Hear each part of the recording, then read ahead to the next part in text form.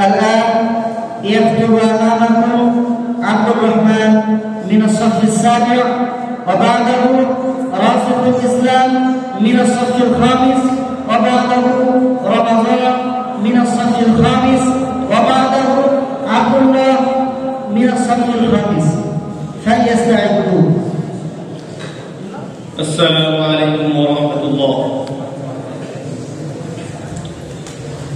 الحمد لله رب العالمين، والصلاة والسلام على أشرف الأنبياء والمرسلين سيدنا ومولانا محمد وعلى آله وصحبه أجمعين. أما بعد، فقد قال الله عز وجل: أعوذ بالله من الشيطان الرجيم، بسم الله الرحمن الرحيم: ومن يرتد منكم عن دينه فيمت وهو كافر فأولئك حبطت أعمالهم في الدنيا والآخرة وأولئك أصحاب النار هم فيها خالدون. إن أخطر وأشد الحوادث فتكا بالمسلم هي الحوادث الثلاثة التي أمر الشر بالقتل عليها. فقد روي عن عبد الله بن مسعود رضي الله عنه قال: قال رسول الله صلى الله عليه وسلم: لا يحل دم امرئ مسلم يشهد أن لا إله إلا الله وأني رسول الله إلا بإحدى ثلاث: الثيب الزاني، والنفس بالنفس، والتارك لدينه المفارق للجماعة. وأشد الثلاثة الترك لدينه عن الردة، والردة هي الكفر بعد الإسلام.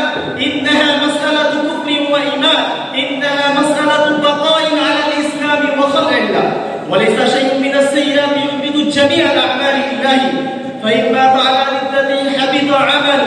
وثبت العكرمة عن ابن عباس رضي الله عنه عن النبي صلى الله عليه وسلم قال: من بدل دينه فاقتلوه. ومعنى الحديث: من انتقل عن دين الإسلام إلى غيره واستمر على ذلك ولم يتب فإنه يقتل. هناك شهد التاريخ الإسلامي حوادث ردة عديدة، أبرزها وأعلمها ردة قبائل الجزيرة العربية على إثر وفاة الرسول صلى الله عليه وسلم، الثورة الكبيرة التي وأنهى أبو بكر الصديق رضي الله عنهما في مهدها بإيمانه وعزمه الذي ليس له مثيل في التاريخ. ومنها حركة التنصر الذي انتشرت في إسبانيا على إثر جماهير المسلمين، والتي ظهرت في بعض الأقطار التي استولت عليها الدول الغربية المسيحية.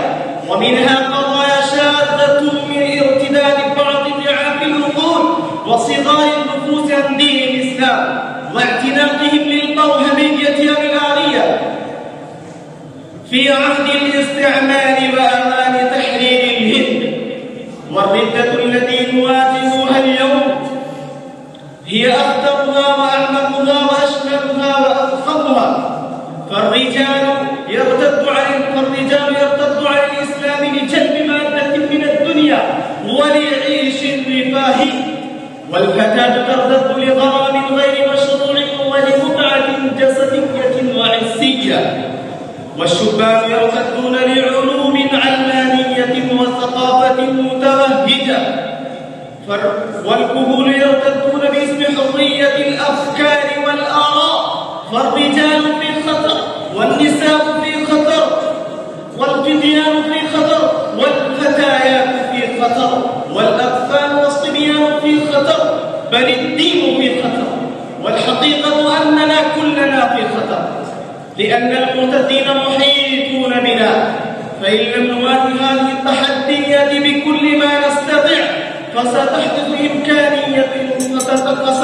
إمكانية انقراض قيمنا الدينية، وسنحمل هذه الأجيال القادمة إلى المقابر على رقابنا.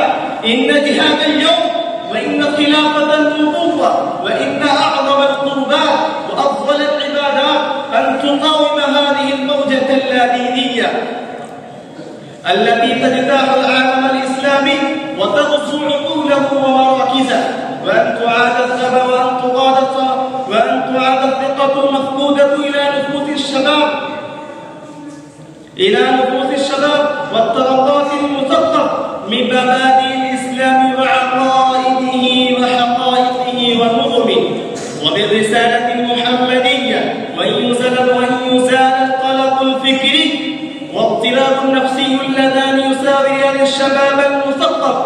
وأن يقنعوا بالإسلام عقليا وثقافيا، وأن تحارب المبادئ الجاهلية التي رسخت في النفوس وسيطرت على العقول علميا وعقليا، وأن يحل محلها المبادئ الإسلامية باقتناع وإيمان وحماسة. لقد مضى علينا أكثر من قرن كامل، والمادة والإلحاد والحرية الفكرية والسقوط والثقافة المتوهجة تغتصب شبابنا وعقولنا وتنبت فينا السقوط والشك والإلهاد والنفاق وعدم الثقة. ولكن مسألة العالم الإسلامي اليوم أعظم وأضخم من كل ذلك.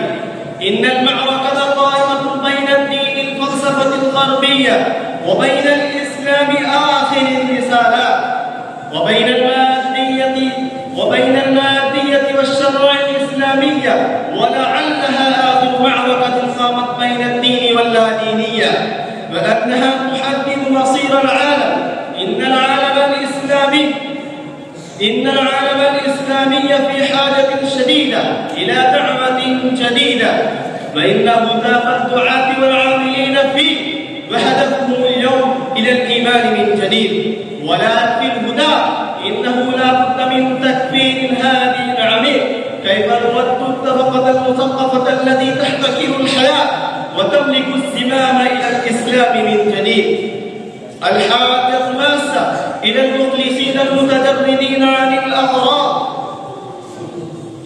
إنه في حاجة إلى رجال ينقطعون إلى هذه الدعوة ويكسرون عليها علمهم ومواهبهم وكفايتهم، ولا يطمعون في منصب أو جاه أو وظيفة أو حكومة، ولا يطمعون لأحد حقدا، ويكسرون عليها مواهبهم وكفايتهم.